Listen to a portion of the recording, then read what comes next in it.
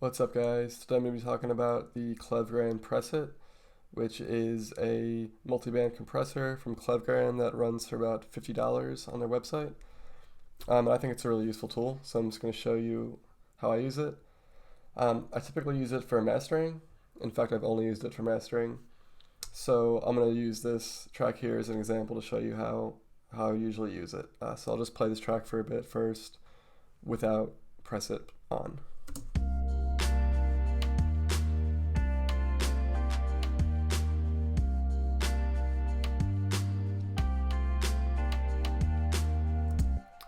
Alright, so that's just a little section there that has all the instruments playing, so it'll be a good example for mastering.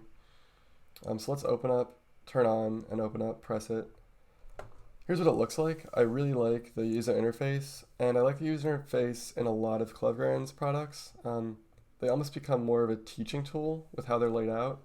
I feel like before getting this plugin, I didn't really understand multiband compression, and now I understand it a lot better. Just because of how clearly laid out it is, and a lot of their products are that way, so I'll probably demo some other Klevgrand products in the future. But back to Pressit, it's got these three pretty clear frequency ranges laid out, and what I like to start out by doing usually is muting everything but either the bass or treble, so I can get dialed in just the bass and just the treble. So I'll play that for you.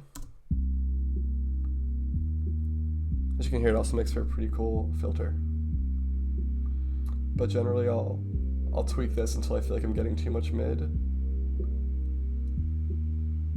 and then go back to where it's just really bass. And then I'll do the same for the high frequency.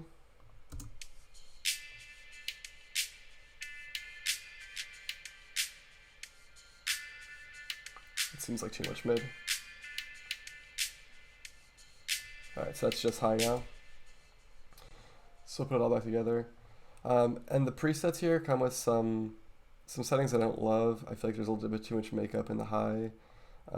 Generally my goal with mastering is to cut out some of the mid. I feel like that EQ curve just kind of makes things sound a little bit crisper and have a little more space. So I'll put the attack up on the bass a little bit to keep it kind of punchy. And pull the attack down in the mids a little bit so that I can cut out more of them, basically. And there still is plenty of attack left for some punchiness in there. So these levels, it's got these bars on the left side of each band here that shows the input, and the bar on the right side of each band shows the gain reduction.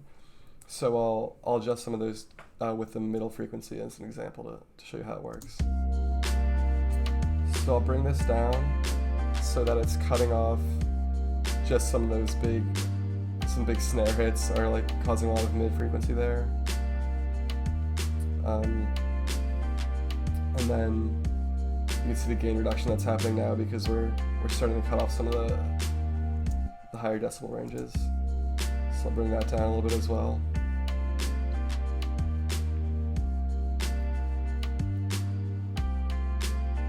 Seems like the preset is pretty good for the bass, just cutting out a little bit of that kick. I don't want too much gain reduction in the bass or the highs because I'm really just trying to cut out some of the mids here, so I'll just do a little bit for each of those. Okay, so ideally now we've cut out more of the mids using compression than we have highs or lows, so let's just do a little like A/B testing to see how that sounds now.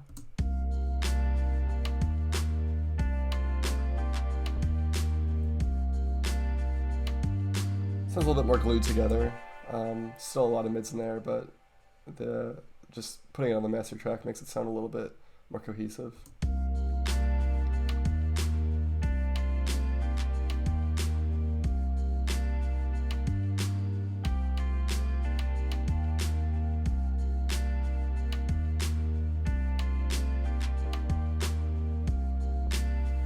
So now you can hear we're cutting out a lot of the mids.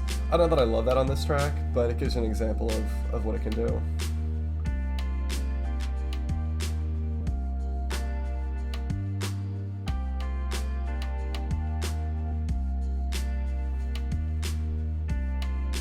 Pull a little bit back in.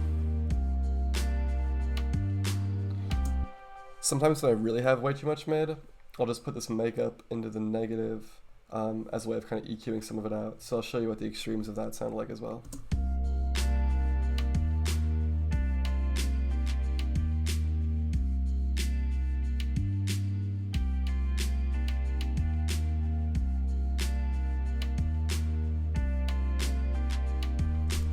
Sometimes I'll do that on just a guitar track when I need to get rid of some of the muddy middle frequencies. So that's pretty much it. It's a pretty straightforward tool. The only thing I don't like, actually, as much as I love the UI, there is a bug with it. If I save and exit and come back to this project, the settings that I've put into the preset will still be there, but the UI will not reflect them. So while it'll sound the same, it'll look like you just loaded up the plugin for the first time. So that could just be, you know, a weird thing with the version I downloaded. Maybe that's a bug that's fixed by now. But it can be pretty annoying when you're mastering something and then want to come back to it, and you got to start from scratch with this tool at least. Other than that, I think it's really useful. I think for $50, it's a great learning tool. Even if I stop using it right now and never use it again, I've learned a lot from it. So I think worth the buy, especially if you're already looking for a multi-band compressor or don't have a go-to one yet. I think this is worth looking at. So if you like this video, please hit subscribe and the bell icon to be notified of when I post more videos. On this YouTube channel, I find plugins that are under $100 to free, so pretty cheap, and that I use all the time and think are really useful and worth the money. If you want to see more of that, hit subscribe, hit the bell icon, and hit like if you want more people to be recommended this video. Thanks for watching, and I will see you next time.